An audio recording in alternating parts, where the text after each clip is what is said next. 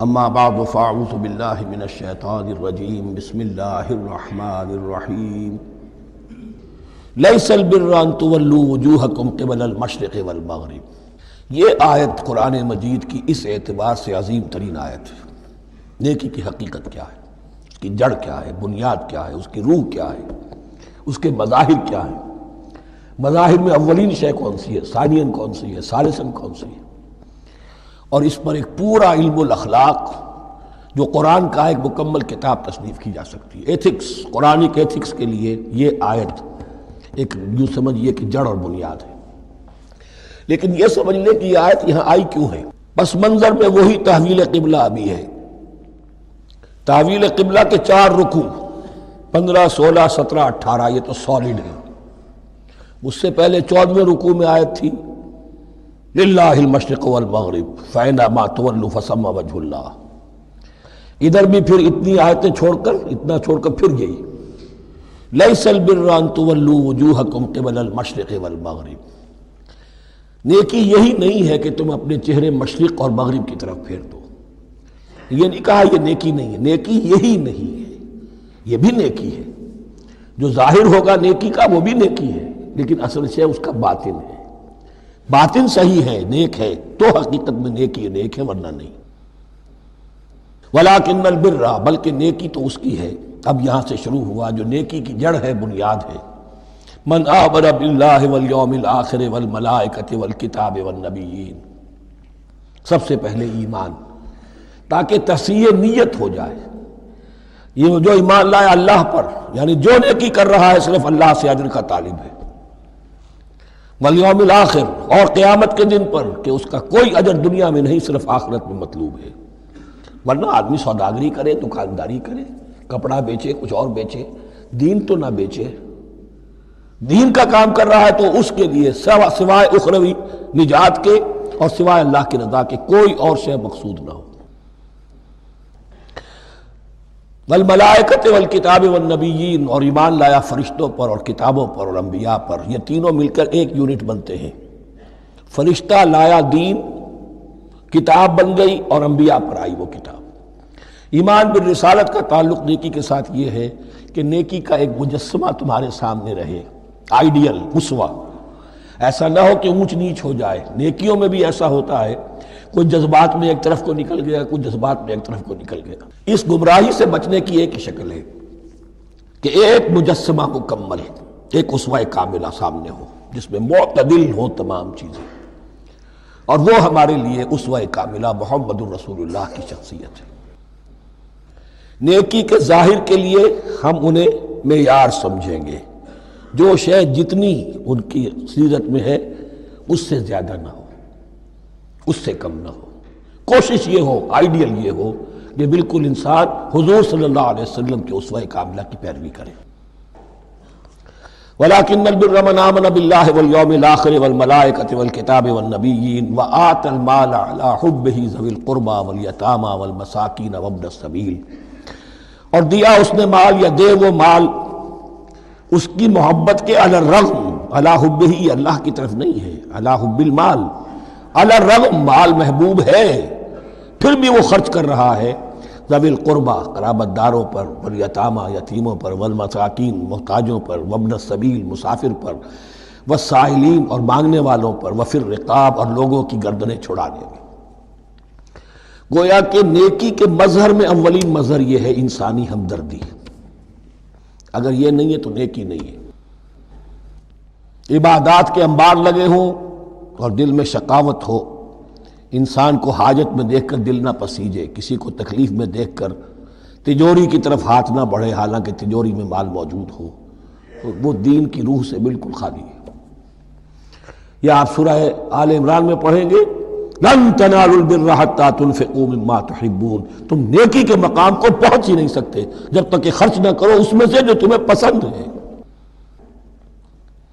جس سے طبیعت گھبرا گئی، اکتا گئی، کپڑے میں جو بوسیدہ ہو گئے وہ دے دیے، حاتم طائی کی قبر کو لات مار دی، وہ نہیں، جو شے پسند ہے اگر اس میں سے نہیں دیتے تو نیکی کو پہنچ بھی نہیں سکتے، تمہیں ہوا بھی نہیں لگے گی۔ وَأَقَامَ الصَّلَاةَ وَآتَى الزَّكَاةَ، دیکھیے نماز اور زکوٰۃ اب آ رہے ہیں۔ یہ ہے حکمت دین کہ ایک ہے روح دین، وہ ہے ایمان، اور جو اس کے مظاہر ہے، مظہر اول انسانی ہمدردی، نمبر دوم ہے پھر نماز اور زکوٰۃ، اور یہاں زکوٰۃ کو علیحدہ ذکر کیا ہے، اور اس آیت کا حضور نے حوالہ دیا ان فی المال لحقا سوی الزکاۃ۔ دیکھو کچھ لوگوں نے سمجھا بس ہم نے زکوٰۃ نکال دی تو حق ادا ہو گیا پورا، بڑی بے وقوفی ہے۔ مال میں حق ہے زکوٰۃ کے سوا بھی، اور اب آپ نے یہ آیت پڑھی، دیکھو اس آیت میں کیا ہے، زکوٰۃ کا تذکرہ بعد میں ہو رہا ہے، وَآتَ الْمَالَ عَلَىٰ حُبِّهِ ذَوِي الْقُرْبَىٰ وَالْيَتَامَىٰ وَالْمَسَاكِينَ وَابْنَ السَّبِيلِ وَالسَّائِلِينَ وَفِي الرِّقَابِ وَأَقَامَ الصَّلَاةَ وَآتَى الزَّكَاةَ۔ اس کی کیا حکمت ہے کہ ایمان کو تر و تازہ رکھنے کے لیے نماز ہے، اقم الصلاۃ لذکری، اور انسانی ہمدردی میں مال خرچ کرنے کے جذبے کو پروان چڑھانے کے لیے، برقرار رکھنے کے لیے زکوٰۃ ہے۔ اتنا تو دو نا کم سے کم، بوتل کا منہ تو کھلے، کارک تو نکلے اس کا۔ اگر بوتل کا کارک نکل جائے گا تو شاید اس میں سے کچھ شربت اور بھی نکل آئے، تو زکوٰۃ ہے تو کارک کے مانند 2.5% ہے، کیا ہے، لیکن یہ کہ اس سے پھر کچھ اور بھی نکلے گا۔ جو زکوٰۃ بھی نہیں دیتا اس نے کیا کرنا؟ وَالْمُوفُونَ بِعَهْدِهِمْ إِذَا عَاهَدُوا، اور وہ کہ جو اپنے عہد کو پورا کرنے والے ہیں جب کوئی عہد کر لیں۔ سب سے بڑا عہد اللہ سے کیا، لست بربکم قالوا بلا۔ پھر عہد شریعت کا ہے کہ جو ہم نے کیا اللہ کے ساتھ، پھر آپس میں جو بھی معاہدے ہو جائیں، اور معاملات انسانی سارے کے سارے معاہدات کی شکل میں۔ شوہر اور بیوی کا معاملہ بھی ایک معاہدہ ہے، marriage is a social contract. شوہر کی ذمہ داریاں ہیں، اس کے فرائض ہیں، بیوی کی ذمہ داریاں اس کے فرائض ہیں، شوہر کے حقوق ہیں، بیوی کے حقوق ہیں۔ پھر جو بھی امپلائر امپلائی ریلیشن شپ ہے، معاہدہ ہے، کانٹریکٹ ہے۔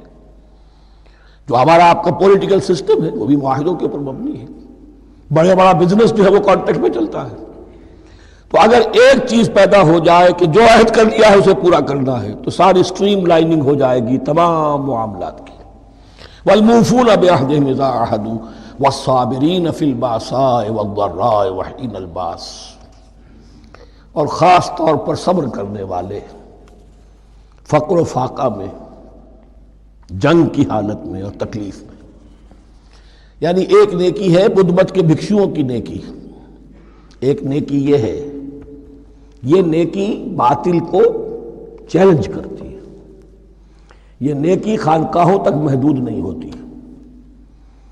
یہ نیکی صرف انفرادی سطح تک محدود نہیں رہتی۔ جو نیکی اللہ چاہتا ہے وہ یہ ہے کہ اب باطل کا سر کچلنے کے لیے میدان میں آؤ، اور جب باطل کا سر کچلنے کے لیے میدان میں آؤ گے تو خود بھی تکلیفیں اٹھانی پڑیں گی۔ صحابہ کرام کو بھی جانیں دینی پڑی ہیں، سینکڑوں صحابہ نے جام شہادت نوش کیا۔ تو آخری چوٹی کیا ہے؟ گویا کہ سمم بونم جس کو کہتے ہیں ایتھکس کے اندر، کہ اس نظریہ اخلاق میں سب سے اونچی منزل کون سی ہے؟ وہ سمم بونم جو ہے اسلام کا، وَالصَّابِرِينَ فِي الْبَأْسَاءِ وَالضَّرَّاءِ وَحِينَ الْبَأْسِ وَلَا تَقُولُوا لِمَنْ يُقْتَلُ فِي سَبِيلِ اللَّهِ أَمْوَاتٌ بَلْ أَحْيَاءٌ وَلَكِنْ لَا تَشْعُرُونَ۔ وہ آیت یاد کر لیجئے، اولئک الذین صدقوا، یہ ہیں لوگ جو سچے ہیں۔ دعوت و نیکوکاری کا بہت شوق ہے، یہ ہیں وہ لوگ کہ جو سچے ہیں۔ وَأُولَٰئِكَ هُمُ الْمُتَّقُونَ، اور یہی حقیقت میں متقی ہیں۔ تمہارے ذہنوں میں کوئی اور نقشے بیٹھے ہوئے ہیں، کوئی لباس ہے، وضاقتہ ہے، بس یہ بڑا متقی آدمی ہے۔ تقویٰ اس کا نام ہے، یعنی یہ پوری انسانی شخصیت کا ایک حیولہ ہے، ایک پوری انسانیت کا ایک فرد کا نقشہ کھینچ دیا گیا، کیریکٹر کا، جس کے اندر روح ایمان اور خارج میں اس ترتیب کے ساتھ دین کی یہ تقاضے اور نیکی کے یہ مظاہر موجود ہیں۔ اللہم ربنا اجعلنا منہم، اللہم ربنا اجعلنا منہم۔ اب اس کے بعد کچھ وہی جو معاملات انسانی ہیں اس پر اب بحث، جیسا کہ میں نے کہا تھا کہ ایک لڑی ہے شریعت کی، معاملات کی۔ یہ تو بڑے بڑے پھول جو تھے، آیت الآیات اور آیت البر۔ یا ایھا الذین آمنوا کتب علیکم القصاص فی القتلی، اہل ایمان تم پر لازم کر دیا گیا ہے مقتولوں کا بدلہ لینا۔ قتلہ قتیل کی جمع بھی ہے، اور مقتول سے یہ مصدر بھی ہو سکتا ہے۔ کہ تمہارے لیے یعنی اس معاملے میں سہل انگاری صحیح نہیں ہے۔ انسانی تمدن کی جڑ کٹتی ہے جب کسی معاشرے کے اندر انسان کا خون بہانا عام ہو جائے، تمدن کی جڑ کٹ جائے گی۔ تو قصاص تم پر واجب ہے۔ یا ایھا الذین آمنوا کتب علیکم القصاص فی القتلی الحر بالحر والعبد بالعبد والانثی بالانثی۔ ایک آزاد کی جگہ آزاد ہی قتل کیا جائے گا۔ آزاد میں قتل کیا ہے تو ظاہر بات ہے وہ آزاد ہی اس کی جگہ قتل ہوگا۔ یہ نہیں وہ کہے میرا غلام لے جاؤ، میرے 2 غلام لے لو، نہیں۔ والعبد بالعبد، اور عبد کی جگہ عبد ہی ہوگا، جس نے قتل کیا وہی قتل کیا جائے گا۔ والانثی بالانثی، اور اگر قتل کرنے والی عورت ہے تو وہ عورت ہی قتل ہوگی۔ اس میں چونکہ وہاں بہت سے رواج مختلف تھے، بہت سے معیار بھی مختلف تھے۔ اگر اوسی خزرجی کو قتل کر دے تو 1/3 خون بہا، 3 گنا خون بہا، اور خزرجی اوسی کو قتل کرے تو 1/3 خون بہا، یہ ان کا قانون تھا۔ اسی طرح یہ کہ آزاد میں اور غلام میں فرق تھا، لیکن ہماری شریعت میں اگرچہ یہ طویل بڑا مضمون ہے اور اس میں کافی فقہا کے اقوال ہیں مختلف، لیکن امام ابو حنیفہ رحمۃ اللہ علیہ کا قول یہی ہے کہ تمام مسلمان آپس میں کفو ہیں، برابر ہیں، لہذا یہاں کوئی فرق نہیں کیا جائے گا قتل کے مقدمات میں۔ فمن عفی لہ من اخیہ شیء فاتباع بالمعروف واداء الیہ باحسان، پھر جس کو معاف کر دیا جائے کوئی شے اس کے بھائی کی جانب سے، یعنی جو مقتول ہے اس کے ورثاء اگر کہتے صاحب ہم اس کی جان بخشنے کو تیار ہیں، چاہے وہ خون بہا لے لیں یا ویسے ہی معاف کر دیں، تو جو بھی کچھ خون بہا طے ہوا ہو اداء الیہ باحسان فاتباع بالمعروف، تو اس کی پیروی کی جائے معروف طریقے پر اور ادائی کی جائے خوبصورتی کے ساتھ۔ ذالک تخفیف من ربکم ورحمہ، یہ تمہارے رب کی طرف سے تخفیف ہے، آسانی کی ہے اور رحمت ہے، اور اس کی رحمت ہونا بہت واضح ہے۔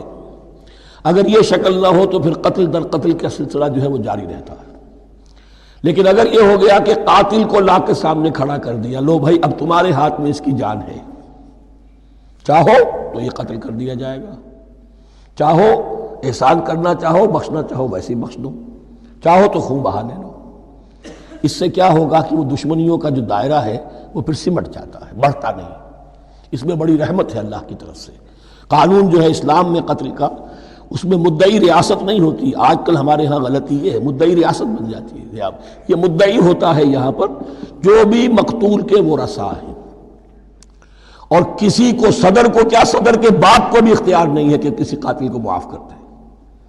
قاتل کو معاف کرنے کا جو اختیار ہے وہ صرف مقتول کے ورثاء کو ہے، کوئی صدر نہیں کر سکتا۔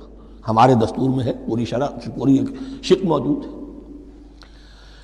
فمن اعتدی بعد ذلک فلہ عذاب علیم، اور جو اس کے بعد بھی حد سے تجاوز کرے گا تو اس کے لیے دردناک اور بہت بڑا عذاب ہوگا۔ وَلَكُمْ فِي الْقِصَاصِ حَيَاةٌ يَا أُولِي الْأَلْبَابِ لَعَلَّكُمْ تَتَّقُونَ، اور اے ہوش مندو قصاص میں زندگی ہے تمہارے لیے۔ ایک روحانی تصور ہے معاف کر دینا اچھا ہے، اسلام بھی کہتا ہے ان تعفوا وتصفحوا وتغفروا فإن اللہ غفور رحیم، لیکن قتل کے مقدمات میں سہل انگاری جو ہے وہ اچھی نہیں ہے، پیروی شدت کے ساتھ ہونی چاہیے تاکہ اس سے آگے قتل کا سلسلہ بند ہو۔ وَلَكُمْ فِي الْقِصَاصِ حَيَاةٌ يَا أُولِي الْأَلْبَابِ لَعَلَّكُمْ تَتَّقُونَ، تاکہ تم بچ سکو۔ اب کتب علیکم دوبارہ آ گیا۔ یہ کتبہ کے لفظ کو سمجھ لیجئے، جہاں بھی کوئی شے فرض کی جائے گی، لازم کی جائے گی، وہ کتبہ ہے۔ اسی لیے شریعت کے لیے قرآن مجید میں جو لفظ ہے الکتاب، الکتاب اس معنی میں کہ اس میں شریعت خداوندی پوری کی پوری موجود ہے۔ کتبہ علیکم، کتب علیکم اذا حضر احدکم الموت ان ترک خیرا الوصیۃ للوالدین والاقربین بالمعروف، تم پر واجب کر دیا گیا، فرض کر دیا گیا، جب تم میں سے کسی کی موت کا وقت آ جائے، اگر وہ کوئی خیر مال چھوڑ رہا ہو، دولت چھوڑ رہا ہو، تو اس کے لیے فرض کر دیا گیا وصیت کرنا اپنے والدین کے حق میں اور رشتہ داروں کے حق میں انصاف کے ساتھ۔ ابھی چونکہ قانون وراثت نازل نہیں ہوا تھا، یہ ابتدائی قدم اٹھایا گیا۔ وہاں ہوتا یہ تھا جو آج بھی ہندوؤں میں ہوتا ہے، جو مر گیا اس کی ساری جائیداد کا مالک جو ہے بڑا بیٹا، چھوٹے بیٹے بھی نہیں، نہ بیٹیاں نہ بیوی، کچھ نہیں، تو سارا کا سارا مال جو ہڑپ کر جاتے تھے، کسی کو کچھ نہیں۔ یہاں یہ کہ اب پہلا ابتدائی حکم دیا گیا، لیکن یہ آیت منسوخ ہو جائے گی سورہ نساء میں جب پورا قانون وراثت آ گیا، تو اب یہ آیت منسوخ شمار ہوتی ہے۔ ناسخ وہ قانون وراثت ہے جو سورہ نساء کے دوسرے رکوع میں آئے گا۔ البتہ اس کے ایک حصے کو حضور نے باقی رکھا ہے، وہ گویا کہ سنت نے اس کے ایک جز کو برقرار رکھا ہے، اور وہ جز یہ ہے کہ مرنے والا 1/3 اپنے مال کے لیے وصیت کر سکتا ہے کسی کے لیے، 1/3 سے زیادہ نہیں، اور وارث کے لیے وصیت نہیں ہوگی، جس کی وراثت میں حق مقرر ہو چکا ہے اس کے لیے وصیت نہیں ہوگی، وہ غیر وارث کے لیے وصیت ہوگی، کسی دینی ادارے کو دینا چاہے، کسی اور کو دینا چاہے، یتیم کو، بیوہ کو، یتیم خانے کو، ٹھیک ہے، 1/3، 2/3 میں قانون وراثت کی تنفیذ ہوگی لازماً۔ تو اس آیت کا صرف اتنا حصہ باقی رکھا ہے حضور نے صلی اللہ علیہ وسلم۔ حقاً علی المتقین، یہ اللہ کا تقوی رکھنے والوں پر حق ہے، واجب ہے کہ وہ وصیت کریں کہ ہمارے والدین کو یہ مل جائے، فلاں رشتہ دار کو یہ مل جائے، باقی جو ہے جو بھی ورثاء ہیں لے جائیں۔ فمن بدلہ بعد ما سمعہ، تو جس نے بدل دیا اس وصیت کو اس کے بعد کہ اسے سنا تھا، فإنما اسمہ علی الذین یبدلونہ، تو اس کا بوجھ، اس کا گناہ انہی پر آئے گا جو تبدیل کرتے ہیں۔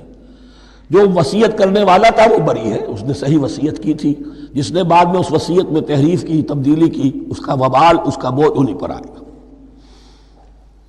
ان اللہ سمیع علیم، یقینا اللہ سب کچھ سننے والا اور جاننے والا ہے۔ فمن خاف من موص جنفا، اب اگر کسی کو اندیشہ ہوا کہ وصیت کرنے والے نے جانبداری برتی ہے، ٹھیک وصیت نہیں کی ہے، دیانتداری کے ساتھ اس کی رائے یہ ہوئی، او اسمن، یا گناہ اس نے کمایا ہے، فاصلح بینہم، اور اب ان کے مابین صلح کرا دی، ورثاء کو جمع کیا کہ بھائی وراثت تو یہ تھی، ان کی وصیت تھی، لیکن دیکھو اس میں یہ زیادتی والی بات ہے، اگر تم مطمئن ہو جاؤ، متفق ہو جاؤ تو اس میں اتنی تبدیلی کر دی جائے ان کے اتفاق سے، فلا اسم علیہ، تو اس میں کوئی گناہ نہیں ہے، یعنی ایسی نہیں ہے یہ بات کہ اس کو وہ سینکشن اور سینکٹیٹی حاصل ہو گئی ہے، تقدس، کہ اب اس میں کوئی تبدیلی نہیں ہو سکتی، باہمی مشورے سے اور اچھے جذبے سے، اصلاح کے جذبے سے وصیت میں تغیر ہو سکتا ہے۔ ان اللہ غفور الرحیم، یقیناً اللہ تعالی بخشنے والا ہے، رحم فرمانے والا۔ اب لڑی آ گئی دوسری عبادت والی، عبادت میں صوم۔ جہاں تک نماز کا ذکر ہے تو وہ تو مکی صورتوں میں اس کا بے تحاشا مرتبہ ذکر موجود ہے، لیکن یہاں جو ہے معاملہ صوم، اس سے پہلے مکی دور میں صوم کا کہیں کوئی تذکرہ ہی نہیں، نہ عربوں میں اس کا رواج تھا۔ یہ لفظ بھی عربی زبان میں تھا گھوڑوں کے لیے، گھوڑے روزہ رکھتے تھے، رکھتے کیا تھے بیچارے، انہیں رکھوایا جاتا تھا، کیونکہ عربوں کا جو معاملہ تھا وہ لوٹ مار، غارت گری، اور اس کے لیے انہیں چاہیے تیز رفتار سواری، جاؤ حملہ کرو، لوٹو مارو اور بھاگو۔ اونٹ جو ان کی فضا اور ان کے ماحول کے لیے مناسب تھا، وہ زیادہ تیز دوڑ نہیں سکتا، اپنی اس ضرورت کے لیے گھوڑا چاہیے تھا۔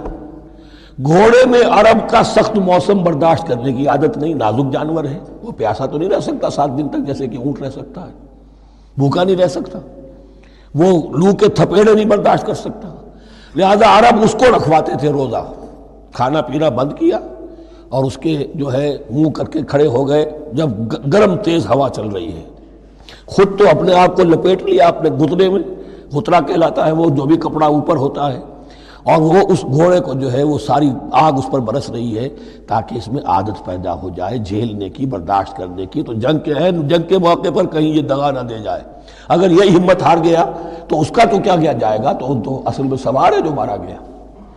یہ روزہ ان کے ہاتھ تھا، لیکن جب حضور آئے مدینے میں تو یہاں یہود میں روزے کا رواج تھا، وہ ایک تو عاشورہ کا روزہ رکھتے تھے، اس لیے کہ وہ تاریخ تھی جس میں کہ نجات ملی تھی بنی اسرائیل کو فرعونیوں سے۔ پہلے یہ کہ ہر مہینے میں 3 روزے، اب اگر 30 کے 30 روزے ایک ہی مہینے میں فرض کر دیے گئے ہوتے اور وہ ہوتے جون جولائی کے تو جان نکل جاتی۔ بہترین تدبیر یہ کی گئی ہر مہینے میں، اور یہ موسم سارے آ رہے ہیں اس میں۔ پھر کچھ عرصے کے بعد یہ رمضان کا روزہ فرض کیا گیا۔ پہلا جو روزہ تھا 3 دن کا، اس میں یہ بھی تھی اجازت کہ جو اگر مسافر نہیں ہے، بیمار بھی نہیں ہے، طاقت رکھتا ہے روزہ رکھنے کی، پھر بھی روزہ نہ رکھے تو اس کا فدیہ یہ ہے کہ 1 مسکین کو کھانا کھلائے، علی الاطلاق تھا یہ۔ جب رمضان کے روزے کی فرضیت ہو گئی تو اب یہ فدیہ نہیں ہے، البتہ حضور نے اس کو باقی رکھا ایسے شخص کے لیے جو بہت بوڑھا ہے یا کوئی خاتون بہت بوڑھی ہے، برداشت نہیں کر سکتی، یا کوئی بیمار ہے، کسی سخت ایسی بیماری میں ہے کہ روزہ اس کے لیے جان کے لیے ہلاکت کا اندیشہ ہو سکتا ہے، اس کے لیے فدیہ برقرار رکھا۔ عام طور پر صحت مند شخص جو مسافر بھی نہ ہو اس کے لیے یہ رعایت ختم ہو گئی۔ یہ ہے ان آیات کی تعبیر جس پر میں پہنچا ہوں، اور بہت پہلے پہنچ گیا تھا، لیکن چونکہ اکثر مفسرین نے یہ بات نہیں لکھی ہے تو میں جھجکتا رہا، لیکن بعد میں مجھے معلوم ہوا کہ مولانا انور شاہ کاشمیری رحمۃ اللہ علیہ کی رائے یہی ہے، تو مجھے اعتماد ہو گیا۔ اور پھر مجھے اس کا ذکر جو ہے یہ تفسیر کبیر میں امام راضی کے ہاں بھی مل گیا کہ متقدمین کے ہاں یہ رائے موجود تھی کہ پہلی دو آیتیں جو ہیں اس روزے سے متعلق یہ رمضان کے روزے سے متعلق نہیں ہیں، بلکہ وہ 3 ہر مہینے کی 13، 14 اور 15 ایام 20 کے روزے حضور نے بعد بھی رکھے ہیں نفلاً، لیکن شروع میں یہ 3 روزے رکھنے کا حکم دیا گیا تھا۔ پہلی 2 آیتیں اس 6 آیتوں پر مشتمل رکوع، اور یہ ایک عجیب مقام ہے۔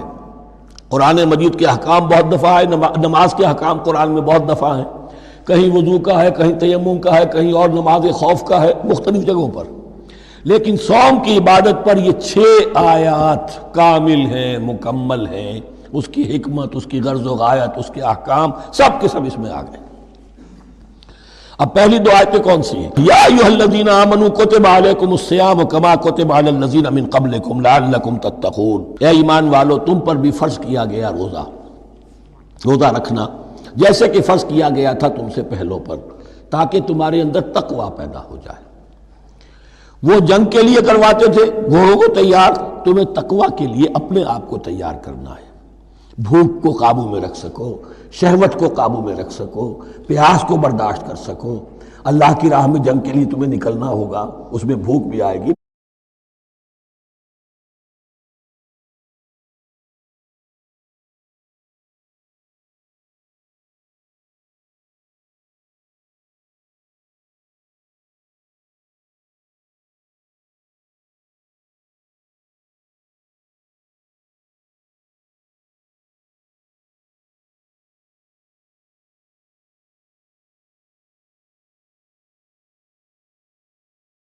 پیاس بھی آئے گی، اپنے آپ کو تیار کرو جہاد کے لیے۔ اور یہ بات واضح ہو جائے گی، اگلے رکوع سے قتال کی بحث شروع ہو جائے گی۔ روزے کی یہ گفتگو ہو رہی ہے تمہیداً قتال کے لیے، جیسے گھوڑوں کو تیار کیا جاتا تھا، صوم رکھوایا جاتا تھا قتال کے لیے۔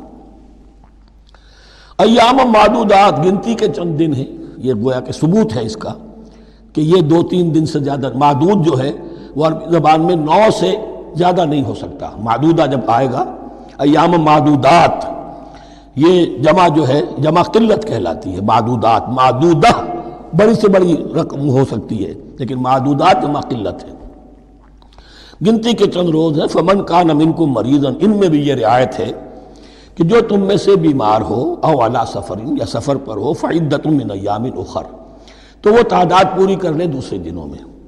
وعلی الذین یطیقونہ، اور جو اس کی طاقت رکھتے ہوں، فدیۃ طعام مسکین، وہ فدیہ دیں، ایک مسکین کا کھانا کھلانا۔ ان آیات کی تفسیر میں جیسا کہ میں نے عرض کیا مفسرین کے بہت سے اقوال ہیں، اب میں اس کی بحث میں نہیں جا سکتا، جو میں نے اپنے مطالعے کے بعد رائے قائم کی ہے میں صرف وہی بیان کر رہا ہوں کہ اس وقت، اور یہ امام راضی کے الفاظ ہیں کہ یہ فرضیت الگ تعیین نہیں تھی بلکہ الگ تخییر تھی۔ فرض تو ہے روزہ، لیکن اس کا بدل بھی دیا جا رہا ہے، اگر تم نہیں رکھنا چاہتے تو تم ایک مسکین کو کھانا کھلا دو۔ تو گویا کہ تدریجاً انہیں لانا تھا، چونکہ اس بات کے وہ پہلے سے عادی نہیں تھے۔ فمن تطوع خیرا فهو خیر اللہ، اور جو اپنی جی سے، اپنی مرضی سے خیر کرنا چاہے تو اس کے لیے خیر ہے، روزہ بھی رکھے اور مسکین کو کھانا بھی کھلائے، دونوں کام کرے، تو اس میں کوئی رکاوٹ تو نہیں، اس کے لیے بہتر ہوگا۔ وَأَن تَصُومُوا، اور دیکھو اگر روزہ رکھو، خیر لکم ان کنتم تعلمون، یہ تمہارے لیے بہتر ہے اگر تم جانو۔ اب یہاں بھی ایک طرح کی رعایت کا انداز ہے۔ اب آ رہی ہیں 2 آیتیں جو خاص رمضان کے روزے سے متعلق ہیں، حکمت اور غرض و غایت۔ پھر ایک آیت طویل آئے گی، احکام، اور پھر ایک آیت آئے گی لٹمس ٹیسٹ۔ یہ 6 آیتیں۔ شہر رمضان الذی انزل فیہ القرآن، رمضان کا مہینہ وہ ہے جس میں قرآن نازل کیا گیا۔ ھدی للناس وبینات من الھدی والفرقان، لوگوں کے لیے ہدایت، اور ہدایت کی بھی روشن بینات باتیں، والفرقان، اور حق و باطل میں فرق کر دینے والی چیز۔ فمن شہد منکم الشہر، تو جو کوئی بھی پائے اس مہینے کو، یا جو شخص بھی مقیم ہو اس مہینے میں، مسافر نہ ہو، فلیصم، اس پر لازم ہے کہ روزہ رکھے۔ اب وہ وجوب علی التخییر ختم ہو گیا، اب وجوب علی التعیین، اب یہ لازم ہے، یہ رکھنا ہے۔ ایک رعایت باقی رکھی، ومن کان مریضا او علی سفر فعدۃ من ایام اخر، جو بیمار ہے یا یہ کہ سفر پر ہے وہ تعداد پوری کر لے دوسرے دنوں میں۔ یرید اللہ بکم الیسر ولا یرید بکم العسر، اللہ تمہارے ساتھ آسانی چاہتا ہے، سختی نہیں چاہتا۔ یہ لوگ اپنے اوپر سختیاں جھیلتے ہیں، شدید جو ہے سفر کے اندر بھی روزہ رکھے ہوئے، حالانکہ یہاں اجازت دی ہوئی ہے۔ یہ بلکہ حضور نے ایک مرتبہ ایک سفر میں کافی سرزنش کی، کچھ ایک جہاد اور قتال پہ نکلے تھے، لیکن کچھ لوگوں نے اس سفر میں بھی روزہ رکھ لیا۔ نتیجہ یہ ہوا کہ سفر کے بعد جہاں منزل میں اب جا کر خیمے لگانے تھے وہ نڈھال ہو کر گر گئے، جن لوگوں کا روزہ نہیں تھا انہوں نے پھر وہ خیمے لگائے، منزل کا کام کیا۔ تو حضور نے فرمایا کہ لیس من البر الصیام فی السفر، روزے رمضان اس میں سفر میں روزہ رکھنا کوئی نیکی کا کام نہیں ہے۔ لیکن ہمارا تصور اور ہے، 105 بخار چڑھا ہوا ہے، روزہ نہیں کھولوں گا میں، روزہ تو میں نے رکھا ہوا ہے، یا روزہ تو میں نہیں چھوڑوں گا۔ حالانکہ جہاں رعایت اللہ کی ہے اس رعایت سے فائدہ نہ اٹھانا ایک طرح کا کفران نعمت ہے۔ وَلِتُكْمِلُوا الْعِدَّةَ، لیکن تمہیں عدت اور تعداد اب پوری کرنی ہوگی۔ وہ جو تھی ایک رعایت کہ فدیہ دے کر فارغ ہو جاؤ، وہ نہیں ہے۔ وَلِتُكَبِّرُوا اللَّهَ عَلَىٰ مَا هَدَاكُمْ، اور تاکہ تم تکبیر کرو اللہ کی اس پر کہ جو اس نے ہدایت تمہیں عطا فرمائی۔ وَلَعَلَّكُمْ تَشْكُرُونَ، اور تاکہ تم شکر کر سکو اس نعمت عظمیٰ کا جو قرآن حکیم کی شکل میں تمہیں دی گئی ہے۔ اس موضوع پر میرا کتابچہ عظمت صوم اور عظمت صیام و قیام قرآن، اس میں یہ سارے مضامین تفصیل سے آئے ہیں، کیا حکمت ہے، کیا غرض و غایت ہے، کیا مقصد ہے، اور آخری منزل کیا ہے، وَإِذَا سَأَلَكَ عِبَادِي عَنِّي فَإِنِّي قَرِيبٌ۔ مطلوب تو یہ ہے کہ تمہارا جو یہ جسم حیوانی ہے یہ کچھ کمزور پڑے، روح ربانی جو تم میں پھونکی گئی ہے اسے تقویت حاصل ہو۔ دن میں روزہ رکھو، اس حیوانی وجود کو ذرا کمزور کرو، دباؤ اس کے تقاضوں کو، رات کو کھڑے ہو جاؤ، اللہ کا کلام سنو اور پڑھو، تاکہ تمہاری روح کی آبیاری ہو، اس پر حیات، آب حیات کا ترشح ہو۔ نتیجہ کیا نکلے گا؟ تمہارے اپنے اندر سے ایک پیاس ابھرے گی، وَإِذَا سَأَلَكَ عِبَادِي عَنِّي فَإِنِّي قَرِيبٌ، تقرب الی اللہ کا جذبہ پیدا ہوگا۔ تو اے نبی، جب میرے بندے، ایسے بندے آپ سے میرے بارے میں سوال کریں، ان کو بتا دیجئے میں قریب ہوں، دور نہیں ہوں۔ یہ حقوق انسانی کا میرے نزدیک دنیا میں سب سے بڑا میگنا کارٹا ہے۔ اللہ اور بندے کے درمیان کوئی فصل نہیں ہے، فصل اگر ہے تو تمہاری اپنی خباثت ہے، اگر تمہاری نیت میں فساد ہے، حرام خوری تو کرنی ہی کرنی ہے، تو اب کس منہ سے اللہ سے دعا کرو گے؟ پھر جاؤ گے کسی پیر کے پاس، آپ دعا کر دیجئے، یہ نذرانہ حاضر ہے؟ یہ طریقہ کیا ہے؟ انسان کا نفس حائل ہے اور کوئی نہیں، ورنہ ہم تو مائل بے کرم ہیں، کوئی سائل ہی نہیں، راہ دکھنا ہے کسی رہنوی منزل ہی نہیں، کوئی پوپ نہیں، کوئی پنڈت نہیں، کوئی پادری نہیں، کوئی پیر نہیں، کوئی نہیں، جب چاہو اللہ سے ہم کلام ہو جاؤ۔ اس سے بڑا حق کیوں خالق و مخلوق میں حائل رہے پردے؟ پیران کلیسا کو کلیسا سے اٹھا دو، میرا ہر بندہ جب چاہے جہاں چاہے مجھ سے ہم کلام ہو جائے۔ ہاں شرط ہے اس کی، وہ شرط آگے آ رہی ہے، اجیب دعوت الداعی اذا دعان، میں تو ہر پکارنے والے کی پکار سنتا ہوں، اور سنتا نہیں جواب دیتا ہوں، اور صرف جواب نہیں دیتا، قبول کرتا ہوں۔ اجابت میں یہ تینوں چیزیں موجود ہیں۔ اور اذا دعان، جہاں مجھے پکارے جب پکارے، there and then میں موجود ہوں۔ لیکن شرط کیا ہے؟ فَلْيَسْتَجِيبُوا لِي، انہیں بھی تو میرا کہنا ماننا چاہیے، یہ یک طرفہ بات نہیں ہوگی۔ فَاذْكُرُونِي أَذْكُرْكُمْ، تم مجھے یاد رکھو گے تو میں تمہیں یاد رکھوں گا، یہ دو طرفہ معاملہ ہے۔ تم شکر کرو گے میں تمہاری قدردانی کروں گا، تم میری طرف چل کر آؤ گے میں بھاگ کر آؤں گا، تم بارش برآؤ گے میں ہاتھ بڑھاؤں گا، لیکن تم رخ موڑ لو گے ہم بھی رخ موڑ لیں گے۔ ہماری تو غرض نہیں ہے، غرض ہے تو تمہاری، تم رجوع کرو گے ہم بھی رجوع کر لیں گے، تم توبہ کرو گے ہم اپنی نظر کرم پھر تمہاری طرف متوجہ کر دیں گے۔ لیکن ہر چیز ان تنصر اللہ ینصرکم، اللہ کی مدد کرو گے تو اللہ تمہاری مدد کرے گا۔ تمہاری دوستیاں ہو، پینگے بڑھا رہے ہو اللہ کے دشمنوں کے ساتھ، ساز باز ہو اللہ کے دشمنوں کے ساتھ، اور کھڑے ہو جاؤ قنوت نازلہ میں اللہ سے مدد مانگنے کے لیے، تم سے بڑا بے وقوف کون ہوگا؟ پہلے اللہ کی طرف رخ تو کرو، اللہ سے اپنا معاملہ درست کرو۔ ہاں اس میں کوئی یہ شرط نہیں ہے کہ پہلے ولی کامل اس وقت توبہ کرو خلوص نیت سے اور سارے پردے ہٹ جائیں گے، لیکن خلوص نیت کے ساتھ توبہ۔ وَإِذَا سَأَلَكَ عِبَادِي عَنِّي فَإِنِّي قَرِيبٌ أُجِيبُ دَعْوَةَ الدَّاعِ إِذَا دَعَانِ فَلْيَسْتَجِيبُوا لِي وَلْيُؤْمِنُوا بِي لَعَلَّهُمْ يَرْشُدُونَ أُحِلَّ لَكُمْ لَيْلَةَ الصِّيَامِ الرَّفَثُ إِلَىٰ نِسَائِكُمْ۔ اب یہ ہے احکام کی آیت، بڑی طویل ہے، کیونکہ یہود کے ہاں شریعت میں روزہ جو ہے شروع ہو جاتا تھا شام کو ہی، اور رات بھی روزے میں شامل تھی، تو تعلق زن و شو بھی نہیں ہو سکتا، اور کوئی سحری وحری کا تصور نہیں تھا، جیسے ہی سوئے رات شروع روزہ شروع، اب اگلے دن تک غروب آفتاب تک روزہ رہے گا۔ ہمارے ہاں روزے میں نرمی کی گئی ہے، ایک تو یہ کہ رات کو اس سے خارج کر دیا، روزہ دن کا ہے، اور رات کے وقت تعلق زن و شو بھی ہے، کھانا پینا بھی ہے، جو پابندیاں روزے کی ہیں وہ سب اٹھ گئی۔ لیکن ہو یہ رہا تھا کہ لوگ سمجھ رہے تھے کہ شاید وہی جو احکام ہیں یہود کے ہاں شاید وہی ہمارے ہاں بھی ہیں، اس لیے وہ ایسا بھی ہوتا تھا اپنے جذبات میں بیویوں سے مقاربت کرتے تھے، لیکن دل میں سمجھتے تھے کہ ہم نے غلط کام کیا ہے۔ یہاں اب ان کو اطمینان دلایا جا رہا کہ نہیں، أُحِلَّ لَكُمْ لَيْلَةَ الصِّيَامِ الرَّفَثُ إِلَىٰ نِسَائِكُمْ، حلال کر دیا گیا ہے تمہارے لیے روزے کی راتوں میں اپنی بیویوں کے پاس جانا۔ ہن لباس لکم وانتم لباس لہن، وہ پوشاک ہے تمہارے لیے، تم پوشاک ہو ان کے لیے۔ بڑا بلیغ کنایا ہے یہ، جیسے لباس میں اور جسم میں کوئی پردہ نہیں ہے، لباس ہی تو پردہ ہے نا، لباس میں اور جسم میں تو کوئی پردہ نہیں، ایسے ہی بیوی میں اور شوہر میں کوئی پردہ نہیں۔ ہن لباس لکم وانتم لباس لہن۔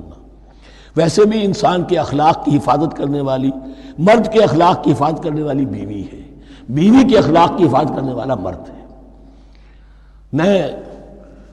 وہ مجھے اقبال کا شعر یاد آ رہا تھا، تعلیم نئی ہو کہ پرانی، نسوانیت زن کا نگہباں ہے فقط مرد۔ نہ پردہ نہ تعلیم نئی ہو کہ پرانی، نسوانیت زن کا نگہباں ہے فقط مرد۔ بہرحال ایک دونوں کے لیے وہ ایک ضرورت بھی ہے، ان کی پردہ پوشی بھی کرتے ہیں ایک دوسرے کی، اور اس طریقے سے لباس کی جو ہے اس میں کنایا کیا گیا۔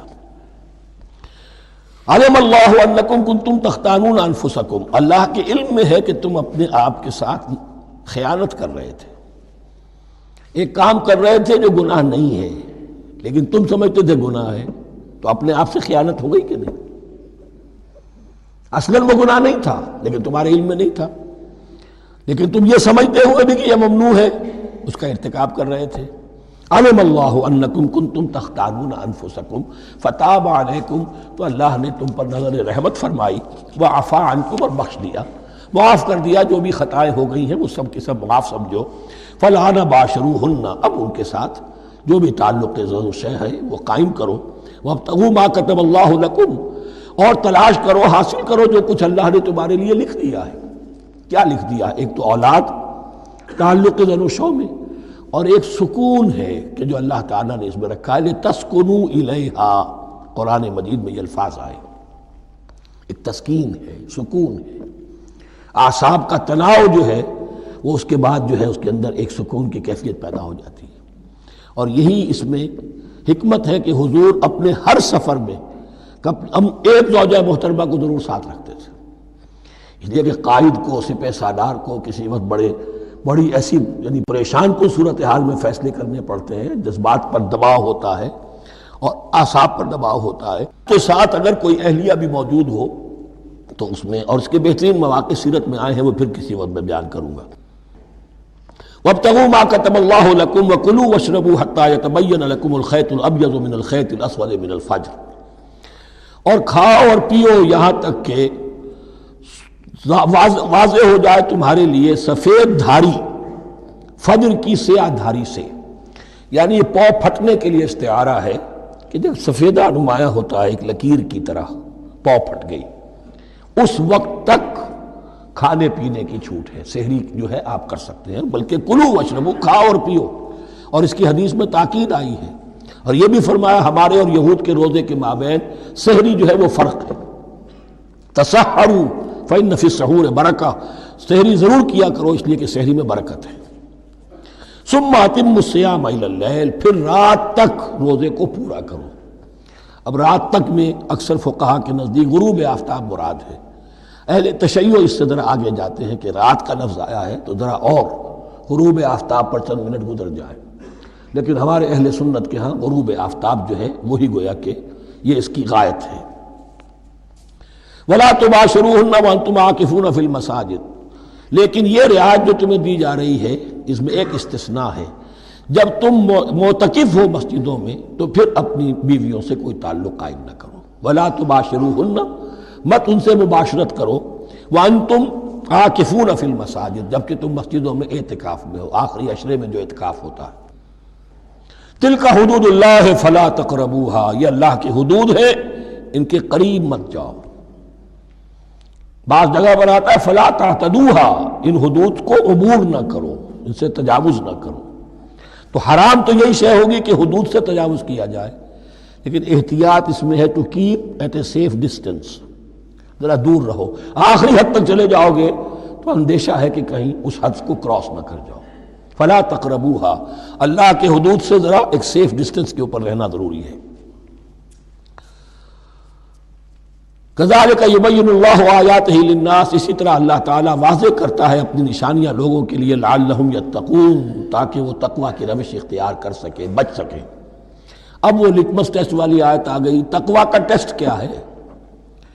روزہ اس لیے فرض کیا کہ تقوی پیدا ہو جائے. یہ سارے احکام تمہیں دیے جا رہے ہیں تاکہ تمہیں تقوی پیدا ہو جائے. ٹیسٹ کیا ہے؟ تقوی کا لٹمس ٹیسٹ عقل حلال. یہ نہیں ہے کوئی نیکی نہیں.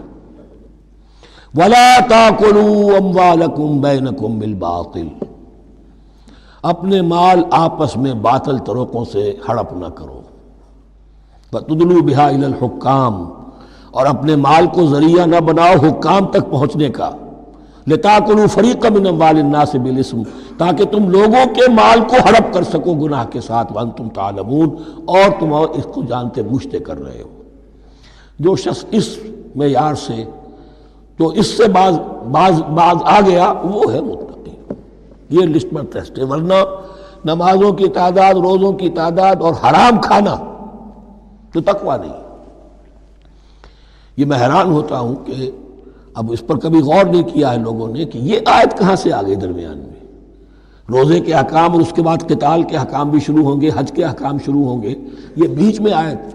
واقعہ یہ ہے کہ جیسے روزے کی حکمت کا نقطہ عروج کیا ہے، وَإِذَا سَأَلَكَ عِبَادِي عَنِّي فَإِنِّي قَرِيبٌ، روح انسانی میں ایک طلب پیدا ہو جائے تقرب اللہ کی. اسی طرح احکام صوم میں جو کلائمیکس ہے وہ یہ ہے، وَلَا تَأْكُلُوا أَمْوَالَكُمْ بَيْنَكُمْ بِالْبَاطِلِ وَتُدْلُوا بِهَا إِلَى الْحُكَّامِ لِتَأْكُلُوا فَرِيقًا مِنْ أَمْوَالِ النَّاسِ بِالْإِثْمِ وَأَنْتُمْ تَعْلَمُونَ.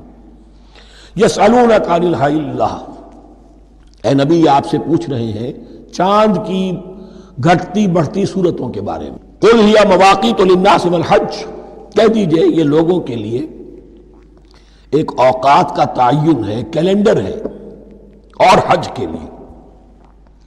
اب دیکھو آپ کو معلوم ہے کہ یہ اللہ تعالیٰ نے ایک کیلنڈر لٹکا دیا ہے. معلوم ہو گیا یہ چاند پہلی تاریخ ہو گئی. کچھ دنوں کے بعد آپ نے دیکھا معلوم ہوتا ہے کہ اب ایک ہفتہ گزر گیا ہے، آدھا چاند ہو گیا ہے. 2 ہفتے ہو گئے، پورا چاند ہو گیا ہے. پھر نے گھٹنا شروع کیا. تو یہ گویا کہ لوگوں کے لیے اوقات کار کی تعین کے لیے، اور خاص طور پر سب سے اہم شے حج. اور یہ نوٹ کیجئے، صوم کے بعد حج اور حج کے ساتھ قتال. حج وہ عبادت ہے جو ایک خاص جگہ پر ہو سکتی ہے، نماز ہر جگہ ہو سکتی ہے، روزہ ہر جگہ ہو سکتا ہے، عبادت اور ہر جگہ ہو سکتی ہے، اور زکوٰۃ ہر جگہ دی جا سکتی، حج تو وہی ہوگا۔ اور وہ تھا اس وقت زیر تسلط مشرکین کے، اور مشرکین کے تسلط سے نکالنے کے لیے قتال لازم تھا۔ اس قتال کے لیے صبر پہلے پیدا ہونا ضروری ہے۔ جو گھوڑوں کو روزہ رکھواتے تھے پہلے خود روزہ رکھو، یہ ترتیب ہے، ربط ہے۔ صوم کے احکام فوراً حج اور قتال کے احکام۔ یسألونک عن الأہلة قل هی مواقیت للناس والحج ولیس البر بأن تأتوا البیوت من ظہورها ولکن البر من اتقى۔ اور یہ کوئی نیکی نہیں ہے کہ تم گھروں میں ان کی پشت پر سے داخل ہو، بلکہ نیکی تو اس کی ہے جس میں تقوی ہے۔ یہ اصل میں ان کے ہاں ایک رواج تھا، کیونکہ حج تو ہو رہا تھا ایام جاہلیت میں بھی، اس کے مناسک کی بگڑی ہوئی شکلیں بھی موجود تھیں، کچھ ترمیمیں انہوں نے کر دی تھی، لیکن حج تو تھا ان کا۔ وہ یہ کرتے تھے جب گھر سے مکے سے نکل گئے احرام باندھ کر، اب اگر کسی ضرورت سے گھر واپس جانا پڑ گیا تو سمجھتے تھے کہ احرام باندھ کر نکل آئے ہیں، اب دروازے سے تو نہیں جا سکتے، گھسیں گے کہیں پیچھے سے کہیں اوپر سے پھاند کر دیوار آئیں گے، اور اسے سمجھتے تھے بڑا تقویٰ ہے یہ۔ فرمایا یہ کوئی نیکی کی بات نہیں، یہ سرے سے نیکی نہیں۔ ولیس البر، یہ ہرگز نیکی نہیں ہے ان تأتوا البیوت من ظہورها کہ تم ان کے تم گھروں میں داخل ہو ان کے پچھواڑے سے، ولکن البر من اتقى۔ اب یہاں اس پوری آیت کو ذہن میں رکھ لیجئے، آیت البر کے آخر میں لفظ تھا اولئک هم المتقون ولکن البر من اتقى۔ گویا کہ وہ پورا تصور جو ہے یہاں پر جو آیا بر میں آ چکا ہے، اس کو اس لفظ کے حوالے سے اس پورے تصور کو پھر آپ کے ذہن میں تازہ کر دیا۔ وَأْتُوا الْبُيُوتَ مِنْ أَبْوَابِهَا، گھروں میں داخل ہو ان کے دروازوں سے، وَاتَّقُوا اللَّهَ لَعَلَّكُمْ تُفْلِحُونَ، اور اللہ کا تقوی اختیار کرو تاکہ تم فلاح پاؤ۔ وَقَاتِلُوا فِي سَبِيلِ اللَّهِ الَّذِينَ يُقَاتِلُونَكُمْ، لیجئے قتال آ گیا۔ اب یہ تیسری کڑی آ گئی نا، ایک لڑی عبادات کی، ایک لڑی معاملات کی، ایک لڑی انفاق کی، ایک لڑی قتال کی، یہ چوتھی کڑی ہے۔ وَقَاتِلُوا فِي سَبِيلِ اللَّهِ الَّذِينَ يُقَاتِلُونَ، اللہ قتال کرو اللہ کی راہ میں ان سے جو تم سے قتال کر رہے ہیں۔ وَلَا تَعْتَدُوا، لیکن حد سے تجاوز نہ کرو۔ ان اللہ لا يحب المعتدین، اللہ تعالی حد سے تجاوز کرنے والوں کو پسند نہیں کرتا۔ وَاقْتُلُوهُمْ حَيْثُ ثَقِفْتُمُوهُمْ، انہیں قتل کرو جہاں بھی پاؤ۔ وَأَخْرِجُوهُمْ مِنْ حَيْثُ أَخْرَجُوكُمْ، اور نکالو انہیں وہاں سے جہاں سے انہوں نے تمہیں نکالا ہے۔ مہاجرین کہاں سے نکالے گئے تھے؟ مکے سے۔ محمد الرسول اللہ پر وہاں پر حیات تنگ کر دی گئی تھی، قافیہ تنگ کر دیا گیا تھا، تبھی تو آپ نے ہجرت کی۔ نکالو انہیں وہاں سے جہاں سے انہوں نے تمہیں نکالا ہے۔